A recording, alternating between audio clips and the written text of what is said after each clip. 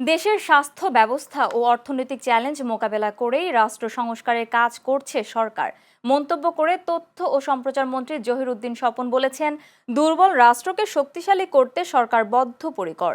সোমবার বরিশাল বিভাগের হাম রুবেলা টিকাদান উদ্বোধন অনুষ্ঠানে তিনি কথা বলেন। এ সময় মন্ত্রী বলেন, দেশে পর্যাপ্ত গ্যাস মজুদ থাকলেও তা উত্তোলনে ব্যর্থ হয়েছে বিগত সরকার। পরিকল্পনার অভাব ও আমদানি নির্ভর জ্বালানি ব্যবস্থার কারণেই বর্তমান সংকট তৈরি হয়েছে বলে মন্তব্য করেন তিনি জানান, জ্বালানি সংকট মোকাবেলার পাশাপাশি হাম সংক্রমণ প্রতিরোধে কাজ করছে সরকার। এ সময় গণমাধ্যম কর্মীদের প্রতি অপতথ্য রোধে সতর্ক থাকার আহ্বান জানান মন্ত্রী। বিভাগীয় স্বাস্থ্য পরিচালক ডাক্তার শ্যামল কৃষ্ণ মণ্ডলের সভাপতিত্বে অনুষ্ঠানে উপস্থিত ছিলেন জেলা প্রশাসক Khairul Alam Suman, police super AZM Mustafizur Rahman ও সিভিল সার্জন SM মঞ্জুরের এলাহি সহ প্রশাসনের কর্মকর্তারা।